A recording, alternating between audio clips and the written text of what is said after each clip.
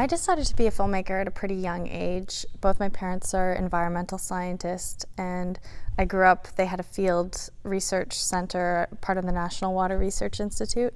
So I spent a lot of time in the country on a lake around a lot of academics and researchers, and I felt like nobody cared what they did in the general public. And there wasn't a lot of awareness about some of these issues, especially in the early 90s.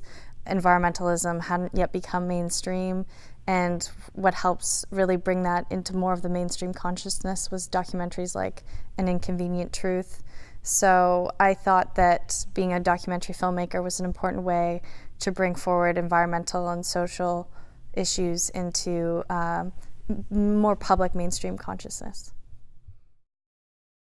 Yeah, my film starts in the summer of 2008, just 2 weeks after De Beers, the South African diamond mining company, opened one of its first mines outside of the African continent, and it was on the traditional territory of the Attawapiskat First Nation. And it starts mainly out of a concern that the environmental impacts of the mine weren't carefully looked at. My dad was brought in to answer questions for the community as an independent scientist. And then I returned over 2 summers a couple of years later to document the positive and negative impacts of the mine, because I felt it wasn't really getting into the mainstream media and it was a big development. And then I ended up following the community over 5 years as they struggled with infrastructure crises after crises, and until the Red Cross intervened, which caused a huge scandal.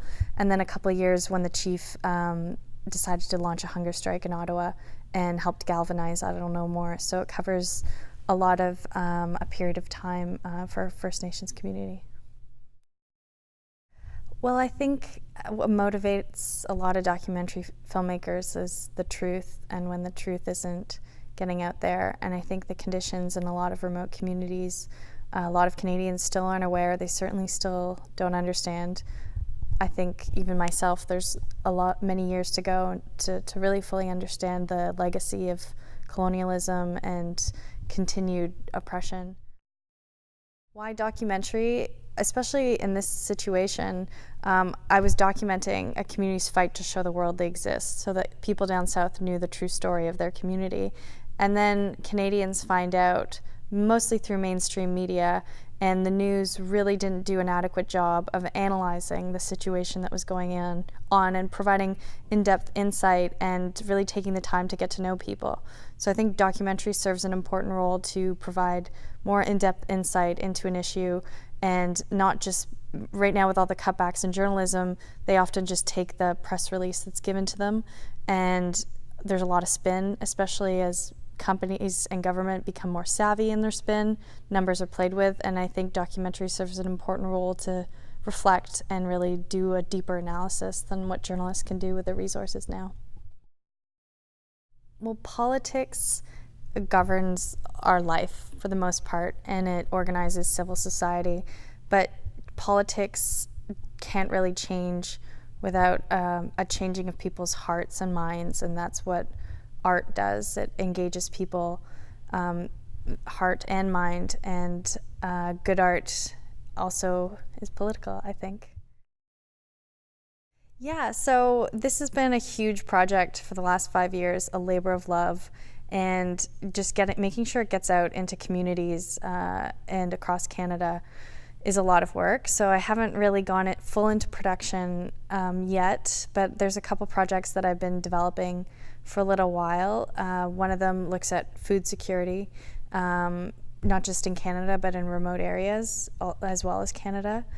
And then I've been working on another one with an erotic dancer friend of mine, but I'm really interested in looking more at hybrid fiction and not just doing straight documentary, but improv with people and playing themselves, so blurring the line between fact and fiction. So I'm also producing a music documentary that is exploring that as well. Well, I've never had support from the industry, either from arts councils or public sources of funding. This is my MFA thesis film. But I'm really finding, as I'm looking to do new projects with industry support, I've heard that it's really been pulled back. A lot of broadcasters aren't interested in one-off documentaries for a variety of reasons, even though the audience for documentary is growing. So the money really isn't there as much as it used to be. So that's one thing. But one thing that really upsets me is just how expensive it is to license archival footage, news footage, footage from the 50s that is of national importance.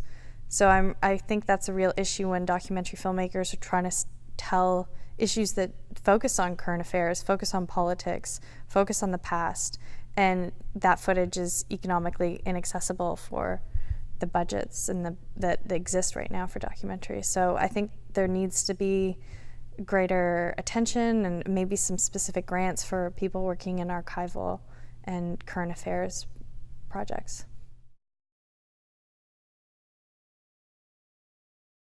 I think it's really important work to access campuses, to access smaller communities that might just have one commercial theater and is only programming the latest in Hollywood films and doesn't want to take a risk. And especially as other markets online, are harder to access. I think that's an issue. So how do you get your work out there?